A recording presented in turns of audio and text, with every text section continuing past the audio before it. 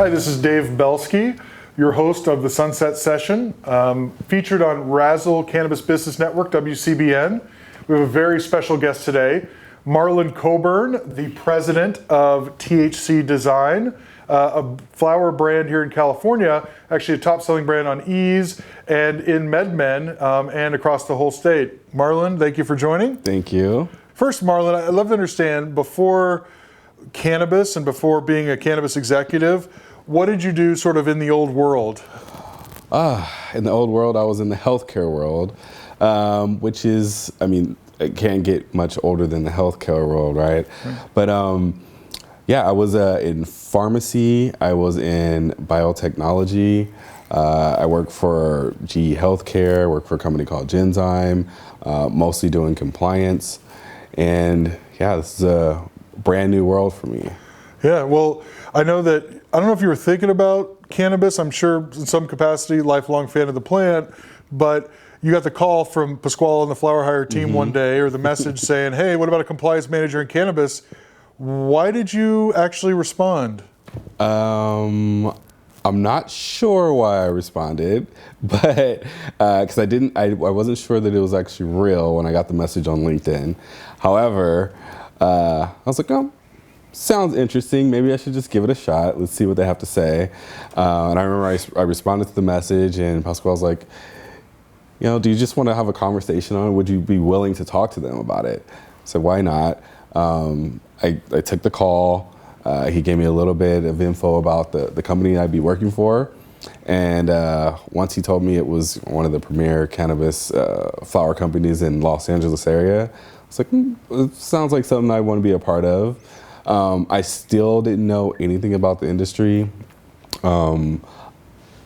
Stability was one of the biggest things for me. That's one of my huge values. It's so funny you say stability, because again, when someone tells me their value is stability or work-life balance, I say cannabis isn't quite there yet. Yeah, you know, yeah. And I think Pasquale was probably upfront about that. Yeah, no, too. he told me right away. Yeah. He told me right. I didn't share that information, but I kept it to myself, and I was like, you know,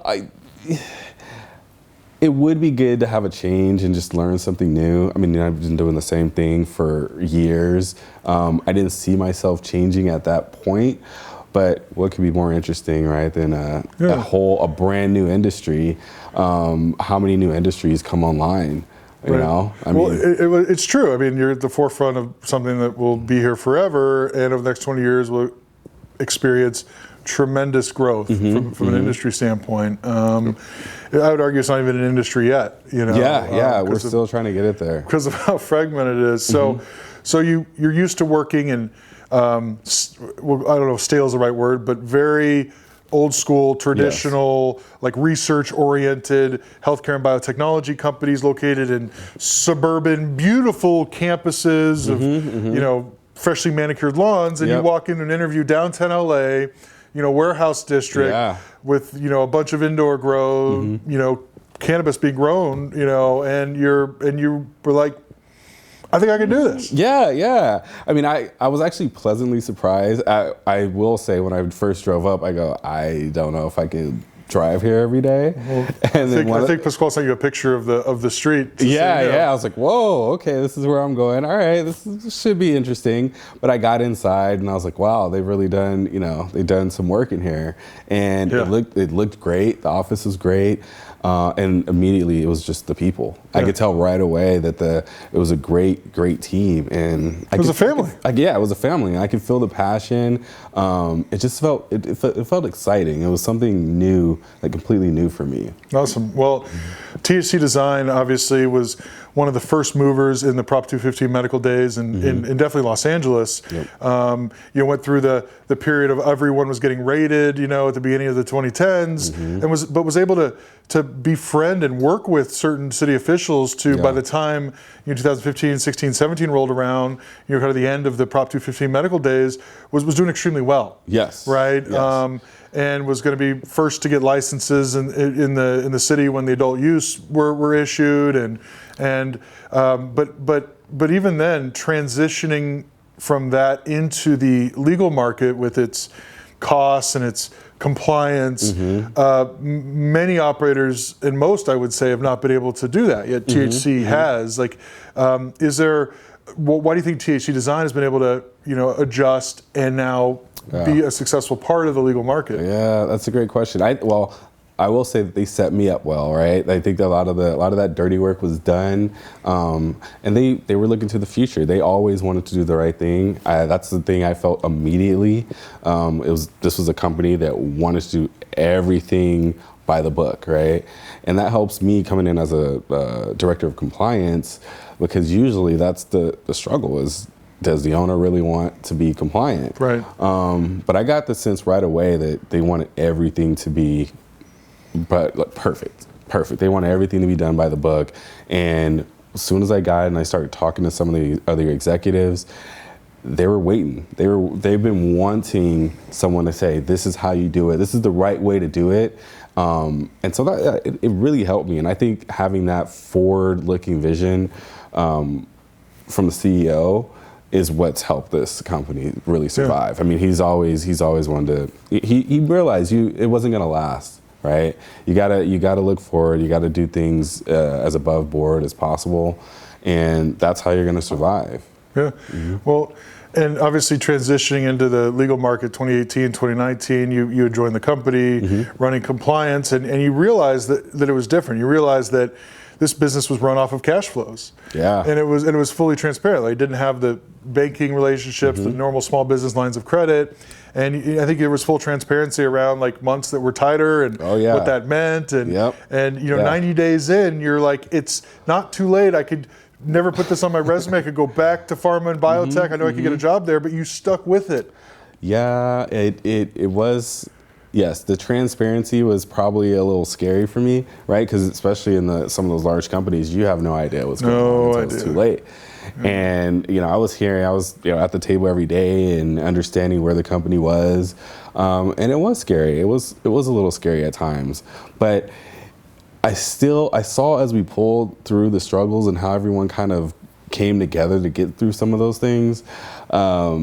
I knew that I had a really passionate team to be, it was like something really powerful to be a part of. And I think that's what kind of kept me around and, kept me as a believer, basically, believing in the vision.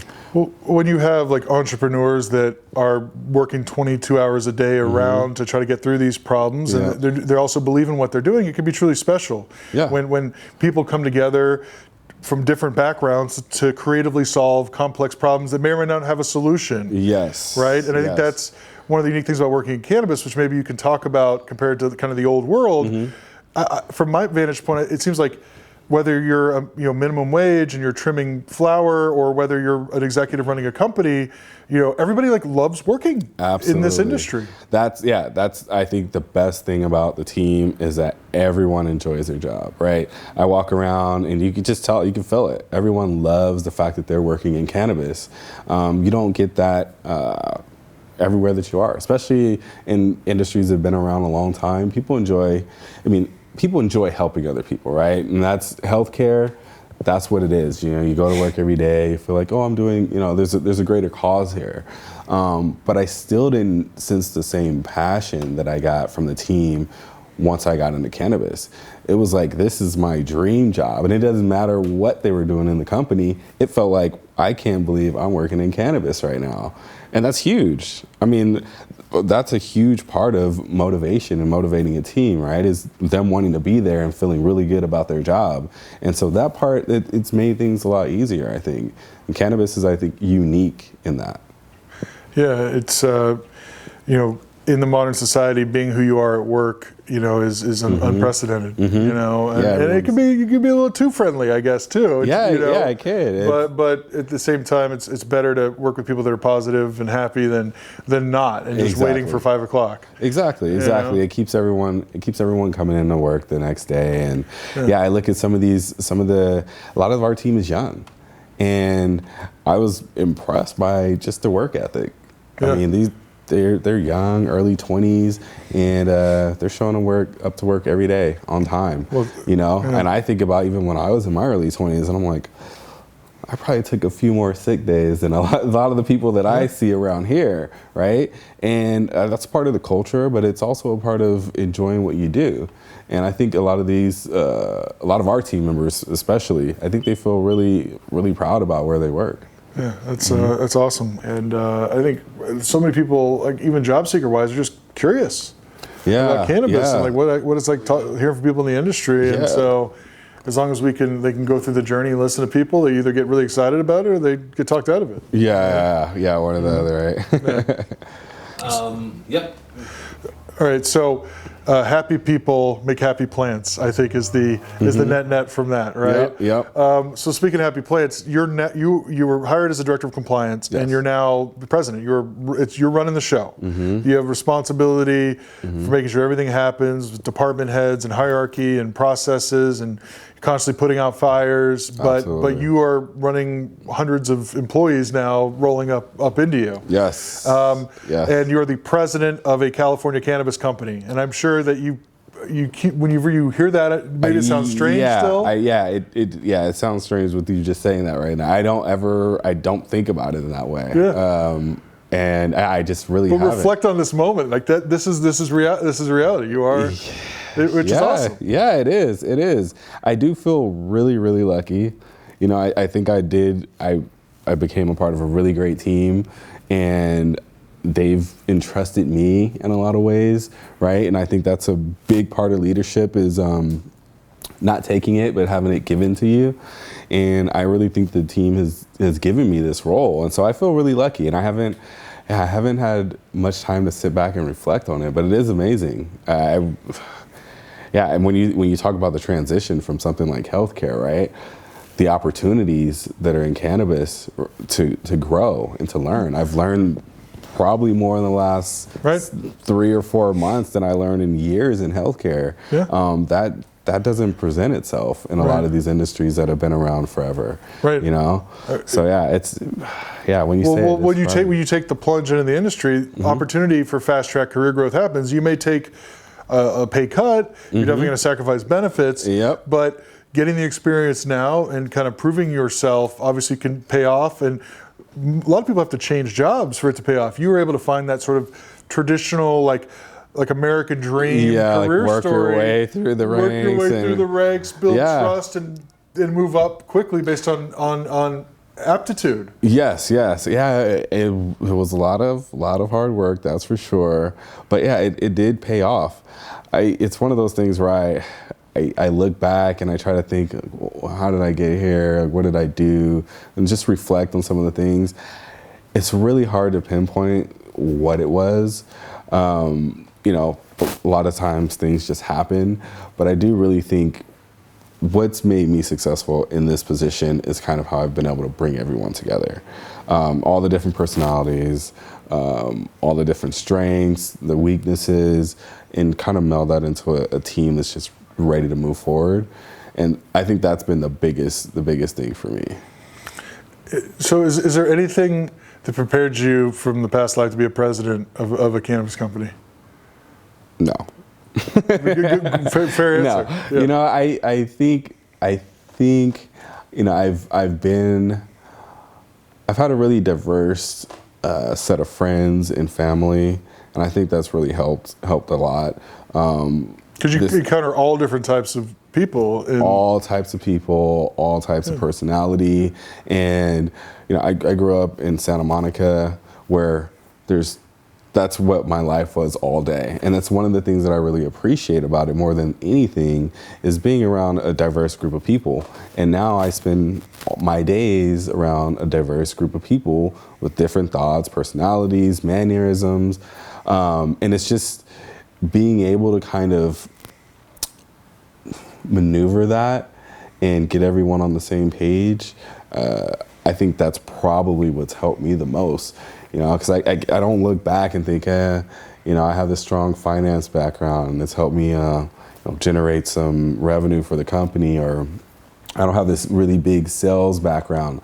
You know, I don't really see a lot of directors of compliance moving into the president role. It happens, but that's not the typical route.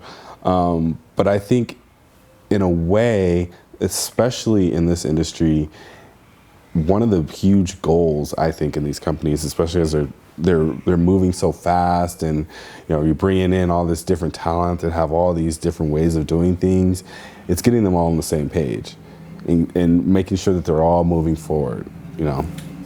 A variety of personalities, variety of skill sets, different backgrounds. I mean, as an African American male in this industry who's running a company, there aren't a lot of examples of that. In California right now, there are some, and I have felt on my end that most companies that we support, even if the executive ranks and the folks raising capital are overwhelmingly white male, that there's a huge preference on hiring a diverse workforce and leaders that reflect the communities in which they operate in.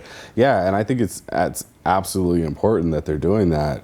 I wish that happened in a lot of more industries, but a lot more industries are like reactive, trying to fix a problem and make a certain amount of hires to fill a quota, versus this industry that's forming now is really being thoughtful about, in the parlance of our times here in 2020, approaching an election that is going to split this company apart, this country apart. They recognize the benefits of it, and I think it's a part of being around different people and kind of getting to learn, that those perspectives matter. And if you don't have that diverse set of thoughts, I don't think you're going to move forward in the new world that we're in. Well, because especially considering how, even for like younger generations, like our generation, but younger than us, like every brand that they're going to come back to needs to tell a story. And cannabis is still a little bit like, it's purple nugs and THC count, but as more and more, it becomes more and more mainstream, which it is. I live in an area where, the moms prefer cannabis now to wine, right? So it's happening right now. It's just going to be, some time, I guess, but it's all happening kind of right before our eyes, and consumers want to identify with brands that they know are representative, and are inclusive, and so any company getting ahead of that curve in this industry is going to long term be a sustainable part of the space. And running a brand is hard in this. Now, THC Design's done a lot of good work, just early on from marketing and packaging and design, and always focused on really nice smoking flower, which also helps. That helps. What's next for THC Design? Like, is there anything you could share that? I don't know if I could share too much, but no, we're looking on expanding and obviously getting more flower out there. That's the biggest thing, right? Right now, literally, as soon as you grow it, it's gone. It's gone. So any way and packaged flower, like eighths, pre-rolls. Packaged flower. We're not just talking just wholesale bulk flower out of the door. We're talking about packaged flower. As soon as it's done, it's out. And we're talking 24 hours. So finding that capacity, that's our next goal. However we can do that, we're trying to build out in many different ways. We're based in downtown LA, so we're constrained. We're constrained on space. So the way that we're going to grow is really taking that next step and being able to afford to get more flower out there. That's what it's about. So now when you're talking to, I don't know if you keep in touch with any former colleagues, bosses, mentors, like family, like how do you talk about working in cannabis? I probably mostly focus on the challenges and just, how it's day to day. It's always something new. I never know what to expect. It's mostly, I think, around just being the president in general, and how many fires I'm putting out and what I'm dealing with on a daily basis. That's probably the biggest thing for me. It's constant. There's just it's like also, how do you explain to people what it is you actually do? Like it's really hard. It usually starts with me anticipating that it's coming and me going, oh, what do I say? How do I know? How are they going to take this? And then I just usually come out with it. I'm the president of a cannabis cultivation company. Usually the first reaction is, oh wow, you know, it's, oh yeah, I forgot that that's it's a legal thing, and you know, then I get into it, and I think people start to realize it's just like almost any other business, right? Yeah. But I still get that initial like, how are people gonna take this? Yeah, people look at me, the cool dads out there, whatever on the weekends. Some of them are like, look at me like I'm crazy. I'm like, yeah, run an executive search business for the cannabis industry. They're like, what? Yeah. I'm like, yeah, this industry needs talent. Yeah. You know, it's ready to go. $5 billion in sales in California this year. Yeah. 20, somewhere around 15, across the country, growing to 20 to 30. Yeah. Like it's out of the bag. This industry needs people. People are like, oh, that makes sense. And some people are like, that's amazing. Get me a job. Yeah. Other people like, I don't ever talk to again. That's okay. Yeah. They're just like, oh, okay. Yeah. Sounds good. Right. But I know that reaction. What is the hardest thing about running a cannabis company, though? Oh man, it's like, okay, the unnecessary thing that if it were any other industry you wouldn't have to fucking deal with, but you have to deal with it all the time. That's a tough one. Let me think. I'd probably have to say banking. Yeah. That's probably it. I mean, if they could figure out this banking situation, and especially if we're gonna be essential business. The fact that California's done nothing for banking in over 2 years should be a crime. They're losing money, first of all. Yeah, they're losing money. People are losing money, and it's unsafe. At the end of the day, it's unsafe. Look at what's happened over the course of this year. I mean, licensed cannabis businesses have been targeted. Oh yeah, absolutely. Because like, there's a lot of cash. They know that there's cash, and we have our hands tied behind our back. We have to deal with cash, and I mean. There's times where people are having to take money here, and dispensaries are sending cash to wherever their credit unions are, or however I don't even know how they deal with all the cash that they get. But it's crazy. And then you think on the investment and loans and that side of the business, it's a unique challenge that the cannabis industry has. I mean, most industries that have a history of 7 figures of revenue can get some type of like short-term commercial line of credit. Yeah, give us a little line of credit or something. Not at predatory interest rates. What is it for this industry? Like 80% annually? Yeah, about 80% interest rates, which is also a crime, right? Or it should be. Right. So but the banking thing is real. Like most people don't even understand. Like, and if you have the account in your name, and you also bank your personal at that same bank, like you're getting kicked out of all of it. Oh yeah. At the same time, like, and FlowerHire, we're ancillary, we're not a licensed operator, but we're interested in that licensed operators pay us. Once you take a check, you take a check. We're under our 3rd bank right now in the last 2 years, but I think we're good on this one. That's good. I'm feeling about this one. Yeah, you're feeling good about it. Yeah, but I think we're on about 3rd or 4th as well. So I know the struggle. Yeah, it's it just shouldn't happen. It's a simple fix. They just need to do it. They need to fix it. There's no reason why cannabis shouldn't have banking. There isn't, and at some point it'll be taken care of. Everyone's saying it, but not soon enough. About it. Yeah. Hopefully soon. I think that'll help a lot of people. Just a little bit, just a little line of credit here, right? Yeah, that's it. Yeah, line of credit. Just notes, a broad class of investors. Exactly. Any of those things. Exactly. Would help. But Marlon, thank you so much for coming in. I'm congrats on all your success. I'm glad everything has worked out. And thank you. You're living the American dream, running a cannabis company. Yeah. This is kind of the American dream right here. Well, that's happening, huh? Yeah, that's happening. All right. Thank you. Thank you.